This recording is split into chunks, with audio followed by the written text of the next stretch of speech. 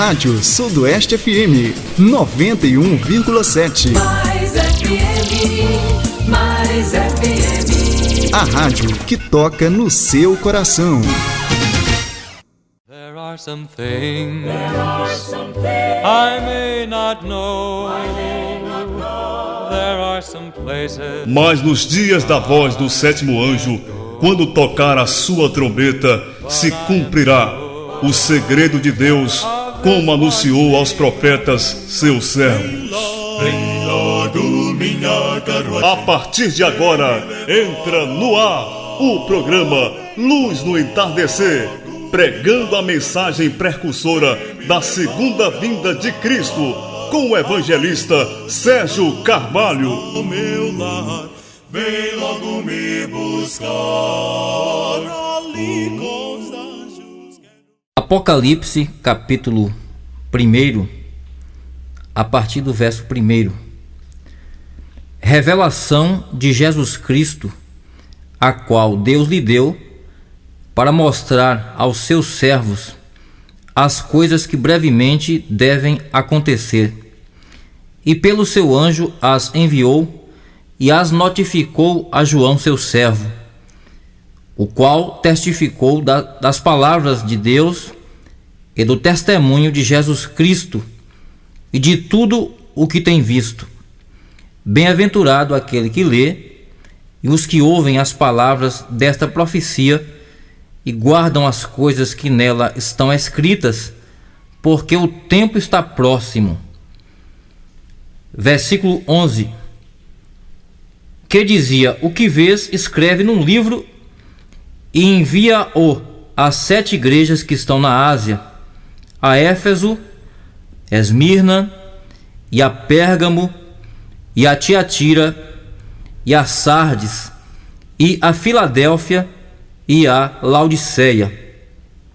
E virei-me para ver quem falava comigo, e virando-me vi 7 castiçais de ouro, e no meio dos 7 castiçais um semelhante ao Filho do Homem, vestido até aos pés de um vestido comprido, e cingido pelos peitos com um cinto de ouro. E a sua cabeça e cabelos eram brancos como a lã branca, como a neve, e os seus olhos como chama de fogo, e os seus pés semelhante ao latão reluzente, como se tivesse sido refinado numa fornalha, e a sua voz como a voz de muitas águas. E ele tinha na sua mão, na sua destra, 7 estrelas, e da sua boca saía uma aguda espada de 2 fios, e o seu rosto era como o sol, quando, na sua força, resplandece. E eu, quando o vi, caí a seus pés como morto, e ele pôs sobre mim a sua destra, dizendo-me: não temas, eu sou o primeiro e o último. Nós tiraremos um tema para esta mensagem, intitulado de A Revelação de Jesus Cristo.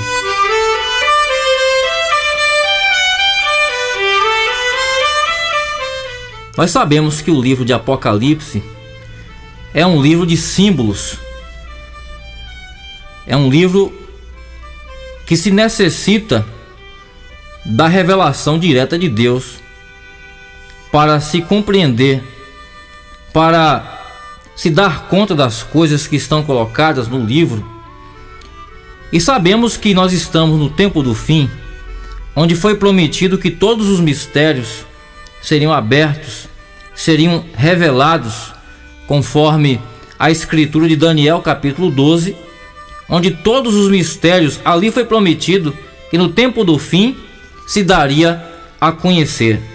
E sabemos que estamos no tempo da voz do 7º anjo, conforme Apocalipse no capítulo 10, verso 7, está escrito: mas nos dias da voz do 7º anjo, quando tocar a sua trombeta, se cumprirá o segredo de Deus, como anunciou aos profetas seus servos.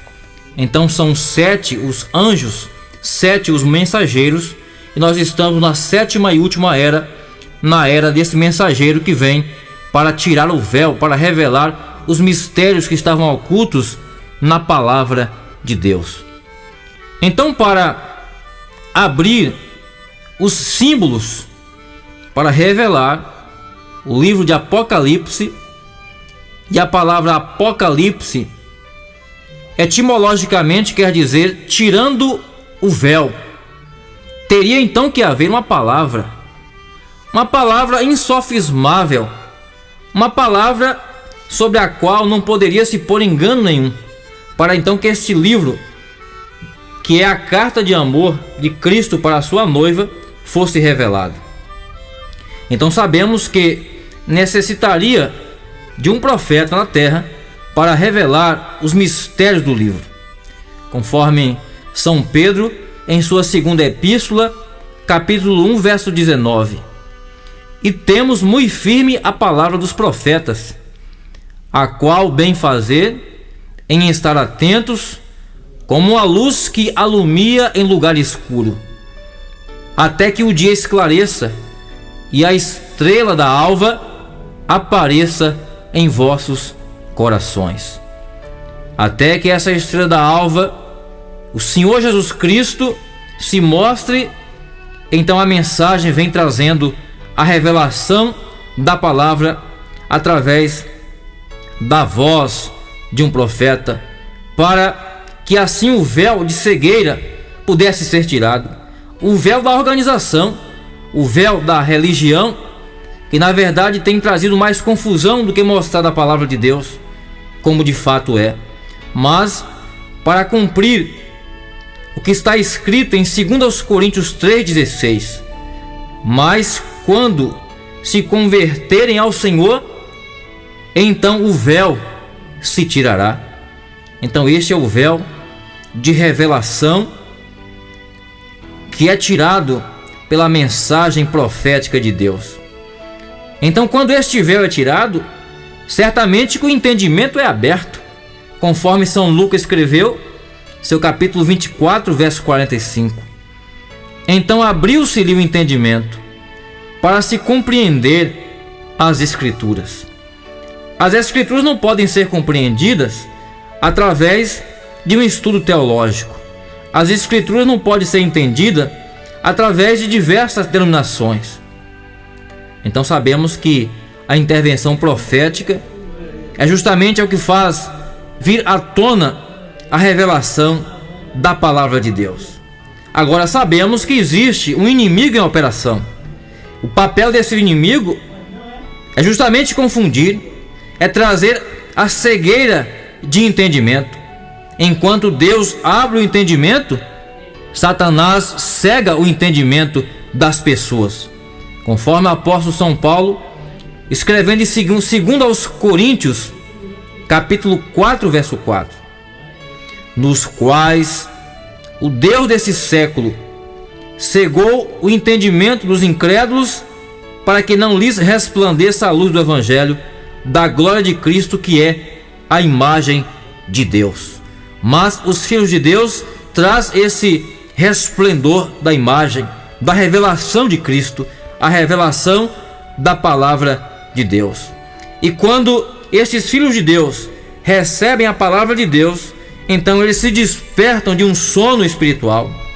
Ele levanta dentre os mortos, conforme está escrito em Efésios 5,14: pelo que diz, desperta tu que dormes, levanta-te dentre os mortos, e Cristo te esclarecerá. Então é um grande privilégio daqueles que são chamados para a luz da mensagem do último dia. Então esta é a palavra de Deus, então sendo revelada para nós. Esta mensagem veio nos revelar o nome do Senhor Jesus Cristo. Foi revelado o nome do Pai, do Filho e do Espírito Santo. São João 17, verso 6: manifestei o teu nome aos homens, que do mundo me deste, e eram teus, e tu nos destes, e guardaram a tua palavra. Isto é, não há outro nome de maior importância. Conforme Atos 4,12, e nenhum outro há salvação, porque também debaixo do céu nenhum outro nome há que é dado entre os homens pelo qual devamos ser salvos. Também Filipenses capítulo 2, verso 9, pelo que também Deus o exaltou soberanamente e lhe deu um nome que é sobre todo nome. Essa mensagem veio mostrar que o nome de Jesus Cristo é o nome de Deus revelado. Deus sendo Salvador, se fazendo homem e revelando então o seu nome.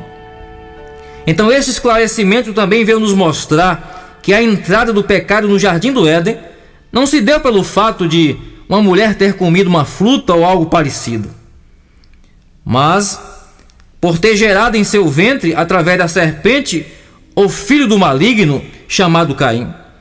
1 São João capítulo 3, verso 12, não como Caim, que era do maligno e matou seu irmão. Agora entendemos que essa serpente tem a sua semente, como Deus também tem a sua semente.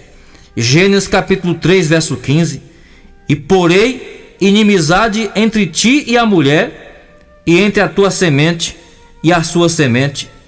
Esta te ferirá a cabeça, e tu lhe ferirá o calcanhar. Então esta seria a inimizade entre as duas sementes, entre os filhos do reino de Deus e os filhos do maligno.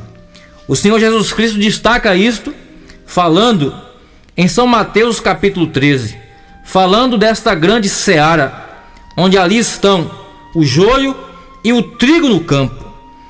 São Mateus 13, 38, o Senhor Jesus explica ali a parábola. O campo é o mundo, e a boa semente são os filhos do reino, e o joio são os filhos do maligno. Assim como Deus materializou seus filhos na terra, então o maligno também tem os seus filhos em operação na terra, mas Jesus Cristo veio salvar o que havia perdido. Ou seja, mesmo aqueles filhos de Deus que vieram a este mundo e que foram manifestos em pecado, o Senhor está chamando para a palavra. E aqueles que eram dele, aqueles que ele viu antes da fundação do mundo, serão alcançados por este evangelho, porque ele veio salvar o que havia perdido. Então estamos falando rapidamente, porque são muitos assuntos sobre essa grande revelação. Então este esclarecimento nos mostrou muitas coisas na palavra de Deus. E sabemos que quando João ele esteve naquela ilha chamada Patmos por um período de aproximadamente 2 anos. Certamente ele não aguentou o impacto da visão. Tanto é que Apocalipse 1, versículo 17 diz: e eu, quando o vi, caí a seus pés como morto. E ele pôs sobre mim a sua destra, dizendo-me: não temas, eu sou o primeiro e o último. Certamente caiu o apóstolo por terra, justamente porque estava em um corpo mortal, um corpo que não suporta a glória de Jesus Cristo. É por isso que cada um de nós necessitamos da adoção plena para poder contemplar a face do Senhor, porque por enquanto nós temos apenas o penhor, ou seja, as premissas do Espírito, conforme está escrito em Romanos 8, verso 22 e 23. Porque sabemos que toda a criação geme e está juntamente com dores de parto até agora. E não somente ela, mas nós mesmos, que temos as premissas do Espírito, também gememos em nós mesmos, esperando a adoção, a saber, a redenção do nosso corpo. Isto é uma grande revelação. A plenitude virá quando os filhos de Deus tiverem os seus corpos glorificados. 1 São João, no capítulo 3, verso 2, está escrito assim: amados, agora somos filhos de Deus, e ainda não é manifesto o que haveremos de ser, mas sabemos que quando ele se manifestar, seremos semelhantes a ele, porque assim como ele é, nós o veremos. Filipenses capítulo 3, verso 20 e 21. Mas a nossa cidade está nos céus, donde também esperamos o Salvador, o Senhor Jesus Cristo. Você está esperando por Ele? Você está esperando as bênçãos que culminará naquele dia em que Ele aparecerá para levar o seu povo? Continua então o profeta, que transformará o nosso corpo abatido para ser conforme o seu corpo glorioso, segundo o seu eficaz poder de sujeitar também a si todas as coisas. Então esse Senhor Jesus Cristo virá, e ali será um dia de redenção plena, completa para a sua igreja. Então entendemos que o livro de Apocalipse não é a revelação de um apóstolo, mas, como está escrito no verso 1, revelação de Jesus Cristo dado a um apóstolo, no caso aqui o apóstolo São João. Então falamos que ele ficou aproximadamente 2 anos naquela ilha, e aquele período de tempo foi chamado de o dia do Senhor, ou seja, o dia da manifestação do Senhor. Sabemos que existem pessoas que querem afirmar que este dia trata-se de um dia da semana. Alguns dizem que é o dia de sábado, outros dizem que é o dia de domingo, esse dia do Senhor. Mas sabemos que pelo espaço de tempo que o apóstolo esteve ali recebendo as revelações, não se trata de um dia literalmente. Até porque diz a palavra de Deus que um dia para o Senhor é como 1000 anos, e 1000 anos é como um dia. Então é o dia em que o Senhor se mostra, em que Ele traz a revelação, e o apóstolo foi levado em espírito ao dia do Senhor. Então nós sabemos que o dia de sábado não pode ser este dia. O dia de sábado não pode nem sequer ser comparado com o selo da redenção, como alguns pensam. Nós sabemos que o selo da redenção é o Espírito Santo, é o selo da redenção, conforme Efésios no capítulo 4, verso 30. E não entristeçais o Espírito Santo de Deus, no qual estás selados para o dia da redenção. Também em Efésios capítulo 1, verso 13, em que também vós estáis, depois que ouvistes a palavra da verdade, o evangelho de vossa salvação, tendo também nele crido, fostes selados com o Espírito Santo da promessa.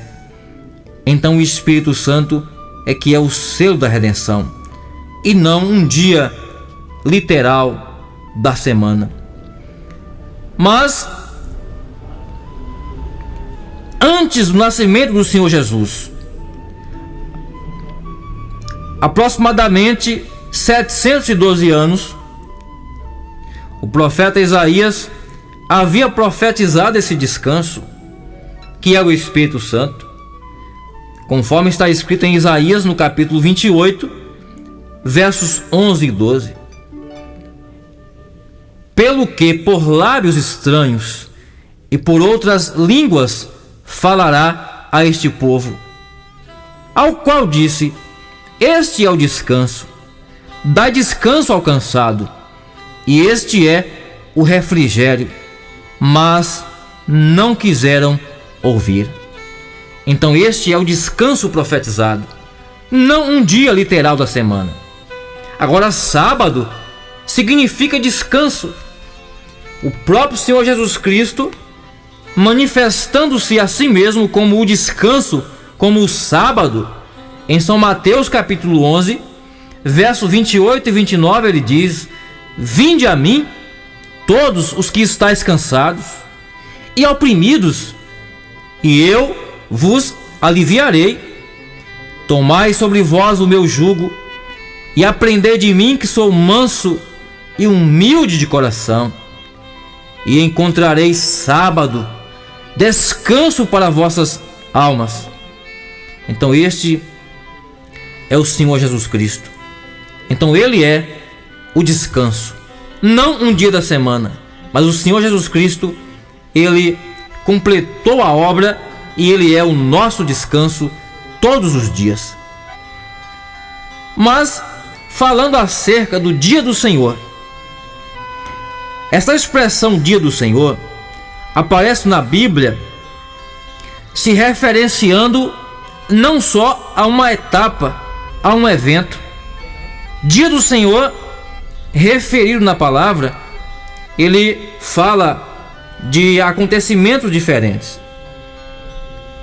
Por exemplo, o dia de Jesus Cristo em relação ao arrebatamento, segundo no que está escrito em Filipenses 1,6, diz assim: tendo por certo isto mesmo, que aquele que em vós começou uma boa obra, há de aperfeiçoá-la até o dia de Jesus Cristo.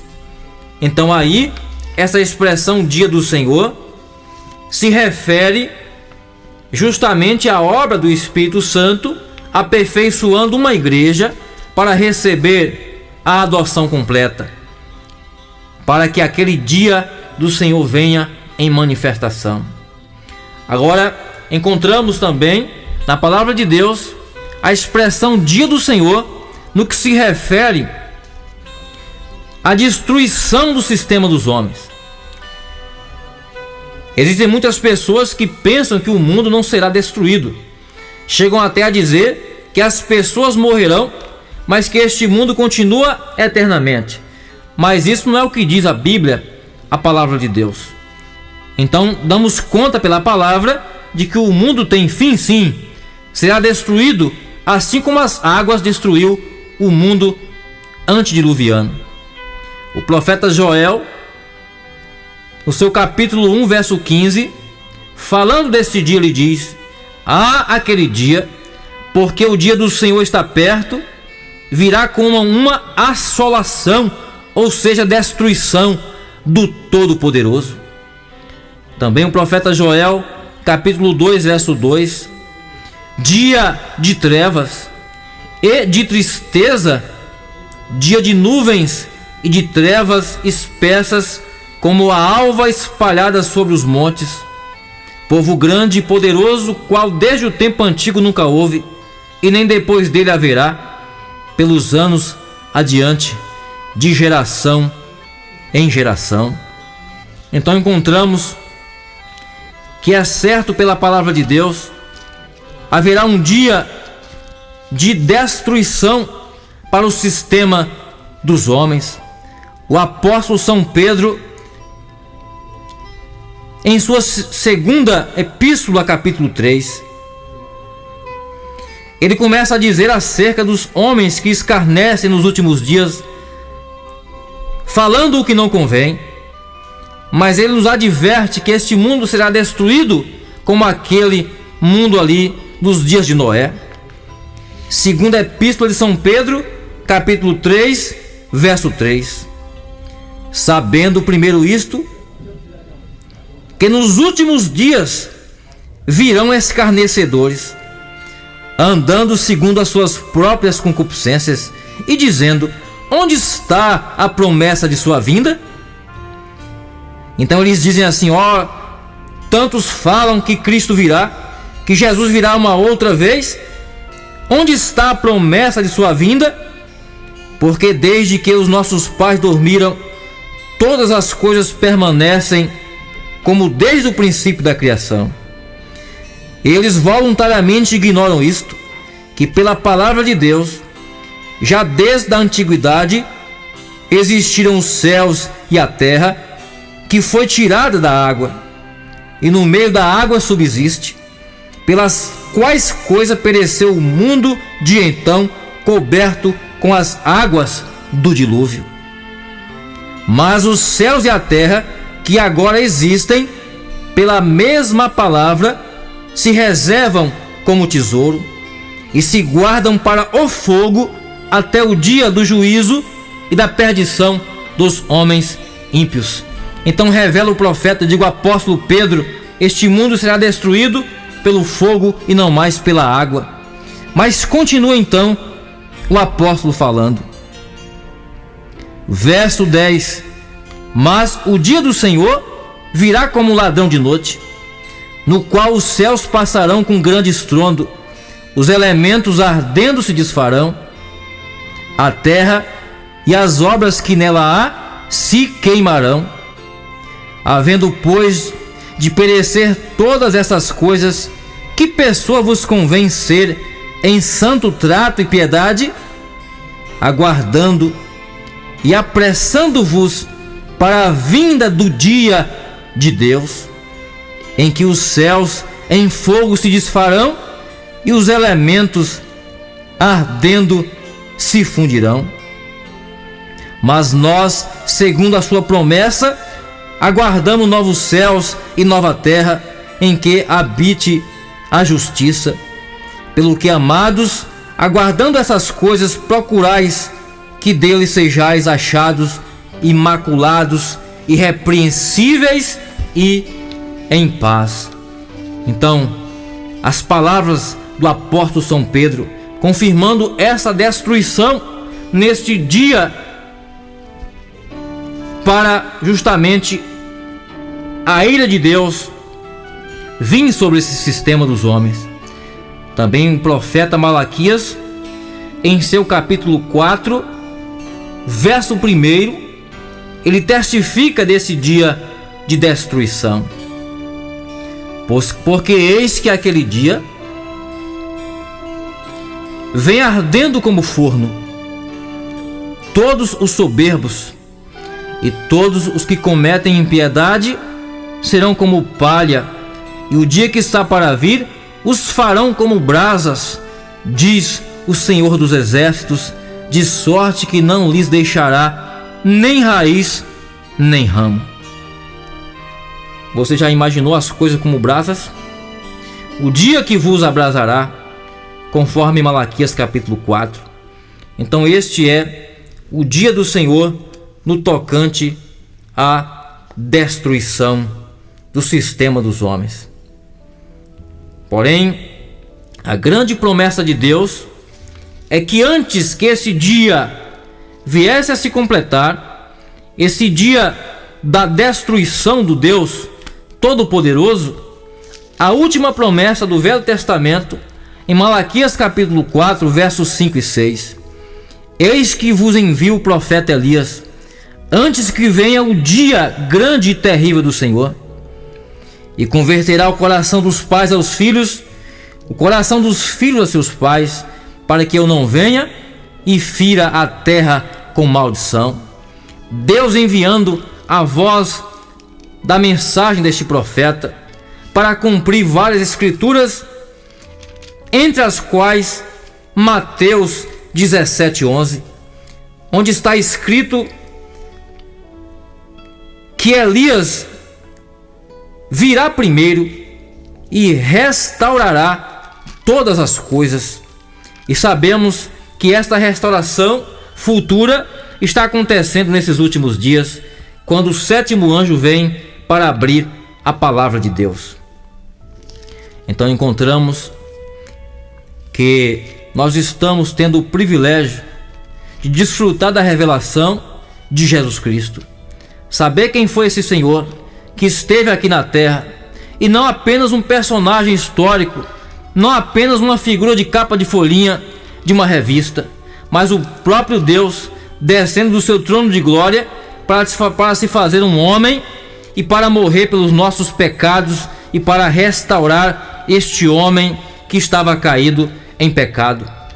Então esta mensagem vem para restaurar, e nós estamos tendo o privilégio de abrir este livro que estava oculto durante muitos séculos na história, que é o livro de Apocalipse, e poder entender os mistérios revelados que aparecem para nos posicionar na palavra.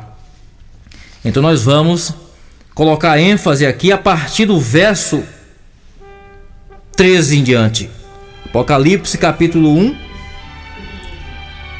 digo verso 14: E a sua cabeça e cabelos eram brancos como a lã branca, como a neve, os seus olhos como chama de fogo, e os seus pés semelhante ao latão reluzente, como se tivesse sido refinado numa fornalha, e a sua voz como a voz de muitas águas. E ele tinha na sua destra 7 estrelas, e da sua boca saía uma aguda espada de 2 fios, e o seu rosto era como o sol, quando na sua força resplandece. Então encontramos aqui a sétupla glória de nosso Senhor Jesus Cristo. Já que estamos mostrando para você Apocalipse capítulo 1, a sétupla glória de nosso Senhor e Salvador Jesus Cristo, apresentado na forma de um personagem e que possui características, e a primeira delas é que seus cabelos e a cabeça são brancos como a lã branca. Então, nós faremos uma pergunta: qual a relação que há cabelos brancos e Deus? Você poderia meditar acerca de cabelos brancos em relação a Deus? Sabemos que isso não pode ser concebido de uma forma natural, porque encontramos que os cabelos brancos são um sinal do envelhecimento. Cabelos brancos é um sinal de anos que se tem passado, mas não podemos atribuir velhice a Deus, porque Deus, ele não possui as características do ser humano, entre elas o envelhecimento. Então Deus não conhece a morte. O envelhecimento é sinal de morte, e Deus, ele não conhece a morte porque ele é um ser eterno. Então o que seriam esses cabelos brancos como a mais pura lã branca? Certamente que é a sabedoria de Deus. Veja o que está escrito em Romanos capítulo 11, versículos 33 ao 36. Diz o apóstolo São Paulo: ó profundidade das riquezas, tanto da sabedoria como do conhecimento de Deus! Quão insondáveis são os teus juízos, e quão inescrutáveis os teus caminhos, porque quem compreendeu a mente do Senhor? Ou quem foi o seu conselheiro? Ou quem deu primeiro a ele, para que depois fosse recompensado? Porque dele, e por ele, e para ele são todas as coisas. Então este é o Deus de grande sabedoria, representado aqui na sétupla glória, com os cabelos brancos como a mais pura lã branca. E então foi visto que os seus olhos eram como chamas de fogo, olhos que tudo vê, que nada está oculto diante dele. Nós poderíamos esconder as coisas de diversas pessoas, poderíamos esconder as coisas de nossos pais, de nossas mães, nós poderíamos esconder as coisas e ocultá-las de nossa esposa. A mulher poderia ocultar do marido, mas diante dos olhos de Deus, olhos como chama de fogo, tudo está latente, nada pode ser escondido, conforme São Paulo escrevendo aos Hebreus, capítulo 4, verso 13. E não há criatura nenhuma que está encoberta diante dele, antes todas as coisas estão nuas e patentes aos olhos daquele com quem temos de tratar. O Deus onipresente, onisciente e onipotente pode ver os nossos pensamentos, muito além das coisas que estamos fazendo. Então tudo está latente diante dele. Mesmo o profeta Jeremias, lá no Velho Testamento, quando ele trouxe aquela mensagem tão dura para Israel, Deus falando contra os pecados de Israel, Jeremias no capítulo 23, a partir do verso 22, Deus dizendo através de seu profeta: sou porventura eu, Deus de perto e não Deus de longe? Porventura esconder-se alguém em algum esconderijo de modo que eu não o veja? Porventura não preencho eu os céus e a terra, diz o Senhor? Então este é o grande Deus que vê todas as coisas. Em terceiro lugar, da sua boca saiu uma aguda espada de 2 gumes. Da boca de Deus, da boca deste personagem, saiu uma aguda espada de 2 gumes. Agora sabemos que o manuseio da espada não pode ser na boca. Um soldado manuseia a sua espada na mão. Mas então que espada é essa que sai da boca de Deus? Certamente que essa espada é a palavra de Deus. São Mateus capítulo 4, verso 4. Então está escrito: nem só de pão viverá o homem, mas de toda a palavra que sai da boca de Deus. Então a espada que sai da boca de Deus é certamente a palavra de Deus. Também Hebreus capítulo 4, verso 12.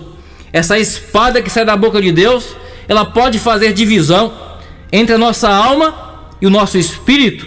Ela pode discernir os pensamentos e saber das intenções do nosso coração, conforme São Paulo escreveu, Hebreus capítulo 4, verso 12.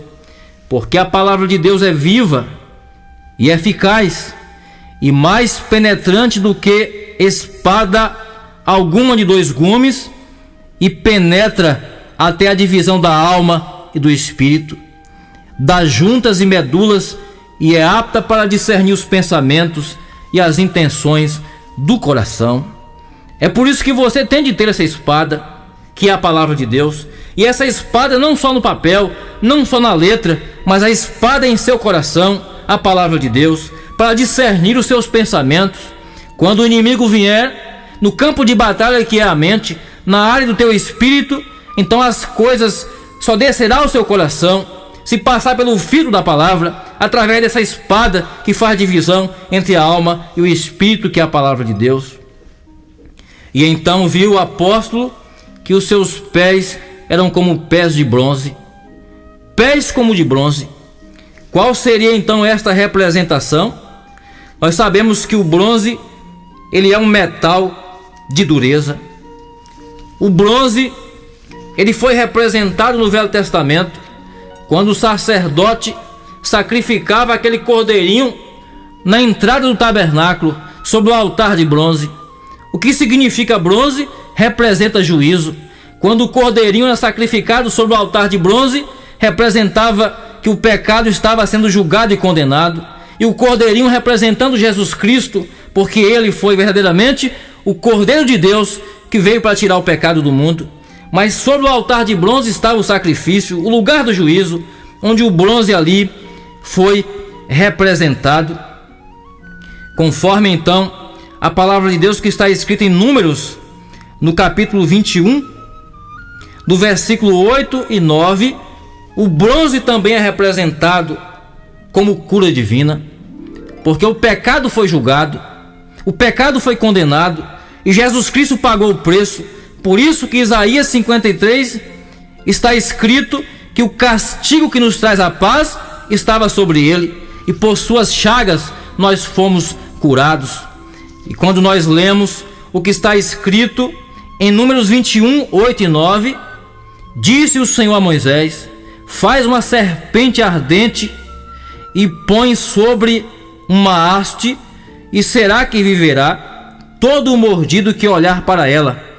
E Moisés fez uma serpente de metal, e sabemos que foi de bronze, e colocou sobre uma haste, e quem foi mordido pela serpente ali, olhava para aquela serpente de metal e ficava vivo, e não morria das chagas das mordidas. Então aquilo representava a cura divina. A serpente levantada sobre a haste, representando Cristo no Calvário sendo levantado, porque Satanás, essa antiga serpente, conforme está escrito no livro de Apocalipse, para aqueles que gostam de anotar a palavra, Apocalipse capítulo 12, verso 9, e foi precipitado o grande dragão, a antiga serpente, chamada o diabo e Satanás, que engana todo mundo. Ele foi precipitado na terra, e seus anjos foram lançados com ele. Então essa antiga serpente, ela foi vencida no Calvário, assim como lá em Números, o profeta Moisés levantou aquela serpente de bronze colocada sobre uma haste. Veja então estes pés de bronze, pés de juízo do Senhor Jesus Cristo. Então bronze está falando de juízo. Também nós encontramos que o profeta Daniel, falando sobre estes pés de bronze. Daniel capítulo 2, verso 44. Porque temos que entender que pés de bronze é pés de juízo, ou seja, Deus fará juízo sobre essa terra. Veja que nos dias de Sodoma e Gomorra, o fogo caiu e queimou Sodoma e Gomorra. E neste fim do mundo, neste tempo que nós estamos vivendo, será que Deus não está vendo os pecados que está acontecendo durante este período final da história? Certamente que está. Acontece que Deus tem um plano, Deus tem seus eleitos, e quando o Senhor tirar os seus eleitos desta terra, então o castigo virá sobre este mundo. Os pés de bronze virá em cumprimento. Daniel capítulo 2, verso 44. Mas nos dias desses reis, o Deus do céu levantará um reino que não será jamais destruído, e este reino não passará a outro povo. Esmiuçará e consumirá todos estes reinos e será estabelecido para sempre. Então este reino de Cristo virá e ele vai esmiuçar com seus pés de juízo, com seus pés de bronze, o sistema dos homens, porque este mundo não está sendo governado por Deus. Este mundo que nós estamos vivendo, ele está sendo governado, na verdade, pelo inimigo de Deus, não pelo próprio Deus. Encontramos que a palavra de Deus nos diz que quem governa este mundo é o inimigo de Deus. 1 São João capítulo 5, verso 19. Sabemos que nós somos de Deus e o mundo todo está no maligno. Mas sabemos que o cumprimento da palavra virá, em que este mundo que está na mão do inimigo, que foi mostrado a Jesus, quando ele pediu que Jesus adorasse a ele, que daria todos os reinos da terra para Jesus. Ele não estava mentindo, porque ele governa a política, ele governa os reinos do mundo. Mas esses reinos virão a ser do nosso Senhor e do seu Cristo, conforme está escrito em Apocalipse 11, verso 15. E tocou o sétimo anjo a sua trombeta. Houve no céu grandes vozes que diziam: os reinos do mundo vieram a ser de nosso Senhor e do seu Cristo, e ele reinará para todo o sempre. Amém. Então sabemos que no reino de Cristo não haverá rádio patrulha nas ruas perseguindo bandidos. No reino de Cristo não haverá crianças passando fome. No reino de Cristo não haverá um homem ganhando um salário astronômico, enquanto que um pai de família ganhando um salário miserável. Este não é o reino de Cristo. Mas o reino de Cristo virá num dia desses, e este reino virá para beneficiar os pequeninos, aqueles que se humilham diante da palavra de Deus, conforme São Mateus escreveu, capítulo 5, verso 5: bem-aventurados os mansos, porque eles herdarão a terra. Veja Apocalipse 3, verso 21. Os vencedores estão aqui. Ao que vencer, lhe concederei que se assente em meu trono, assim como eu venci e me assentei com meu Pai no seu trono. Então esses pés de bronze virá para destruir. Existe uma profecia no Velho Testamento, no livro de Zacarias capítulo 14.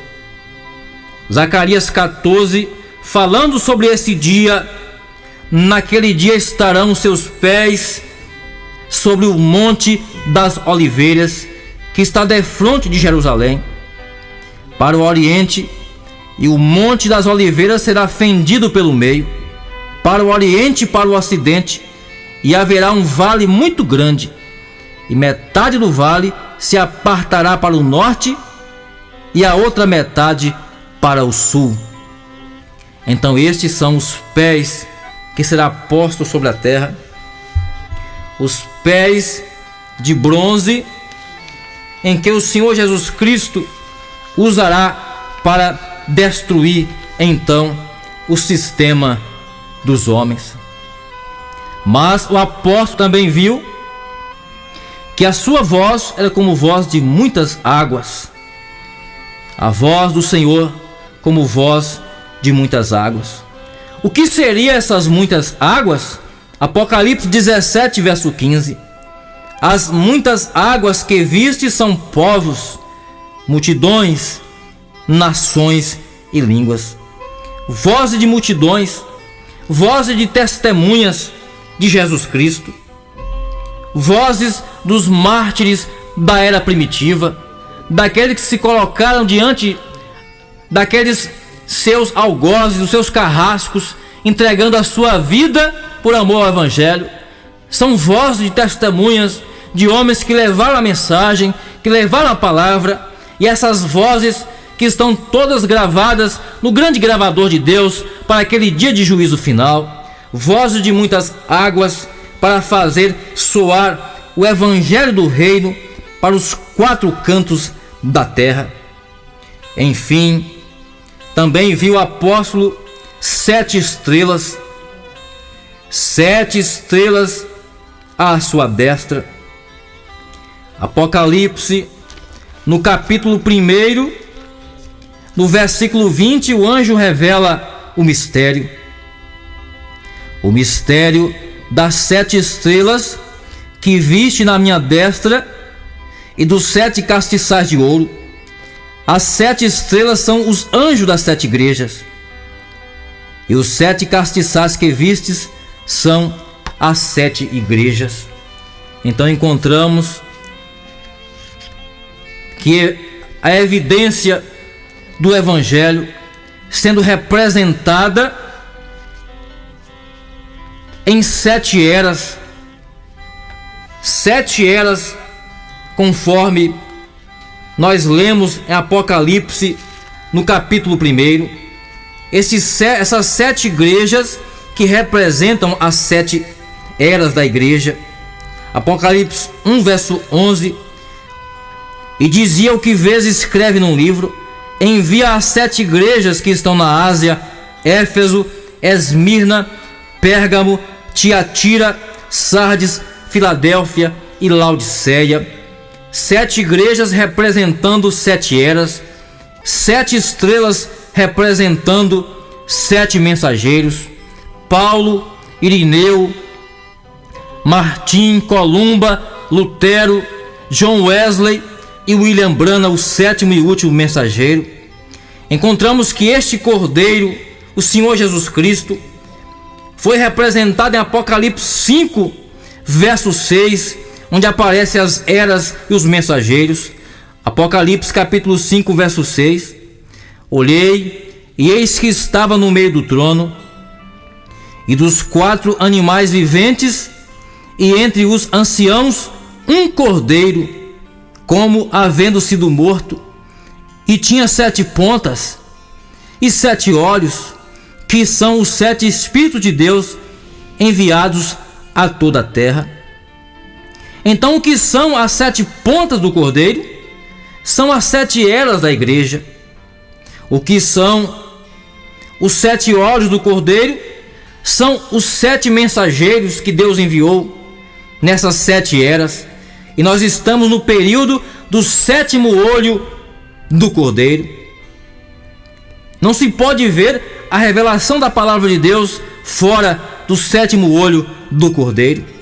E por fim, os 7 Espíritos de Deus, que são 7 manifestações do Espírito de Deus enviados para toda a terra. Então assim segue então a palavra de Deus, como está escrito na palavra: após estas 7 estrelas, onde nós lemos Apocalipse no capítulo 1. Então da sua boca saiu uma aguda espada de 2 fios. O seu rosto era como o sol quando na sua força resplandece. Então o rosto como o sol, a glória de Deus resplandecendo em Jesus Cristo. Segundo aos Coríntios, capítulo 4, verso 6, onde está escrito que o Deus que disse que das trevas resplandecerá a luz, a quem resplandeceu em vossos corações para a iluminação do conhecimento da glória de Deus na face de Jesus Cristo. Rosto como o sol, esse grande sol da justiça que é o refletor de Deus. Jesus é o refletor de Deus, é a palavra feita carne para a salvação de todo aquele que crer. Você não pode ver Deus fora de Jesus Cristo. É por isso então que Jesus Cristo mesmo, revelando a sua personalidade, conforme nós encontramos no conhecidíssimo capítulo 28 do Evangelho de São Mateus, o Senhor Jesus Cristo ali dando uma ordem para os seus apóstolos. São Mateus, no capítulo 28, a partir do verso 16, veja que grande revelação está aqui. E os 11 discípulos partiram para a Galiléia, para o monte que Jesus tinha designado. E quando o viram, o adoraram, mas alguns duvidaram. É claro, sabemos que a adoração só pode ser dada a Deus. Alguns duvidaram, porque Jesus Cristo recebeu a adoração. A adoração só damos a Deus, mas eles estavam certos, porque Jesus Cristo é Deus. Verso 18: chegando-se Jesus, falou dizendo: é-me dado todo o poder nos céus e na terra.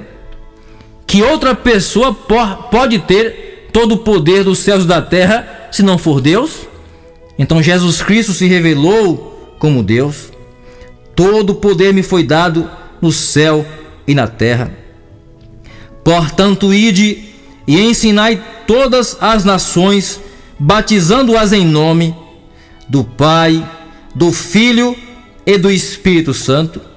Então ele deu uma ordem para que eles fossem e batizassem em nome. E esse nome seria a revelação dos 3 títulos maiores de Deus: Pai, Filho e Espírito Santo. E no dia de Pentecostes, quando aquele Espírito Santo desceu sobre aqueles homens no cenáculo, então este nome foi revelado. Por isso que São Pedro, em Atos 2, verso 38, ele disse: arrependei-vos e cada um de vós sejam batizados em nome de Jesus Cristo para a remissão de vossos pecados e receberei o dom do Espírito Santo. Então isto é a revelação do nome do Senhor, aquele que resplandece a glória de Deus, o nome de Deus, a salvação de Deus. Colossenses 2, versículo 9: nele habitou corporalmente toda a plenitude da divindade. Então isto é que é a revelação de Apocalipse 1, a revelação de Jesus Cristo como Deus em seus tipos e manifestações. E só mesmo uma mensagem no tempo do fim, uma grande revelação profética, poderia abrir nossos entendimentos. Eu espero que esta mensagem sirva para que você abra também seu entendimento e possa ver Jesus Cristo como seu Deus revelado nessa palavra. Que Deus então possa te abençoar e que a palavra de Deus seja revelada em seu coração por via do Espírito Santo, em nome de Jesus. Amém, Senhor.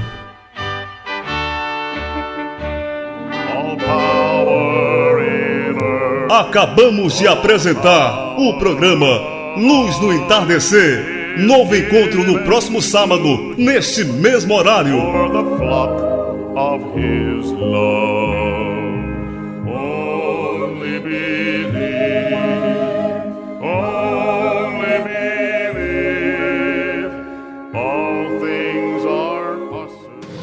91,7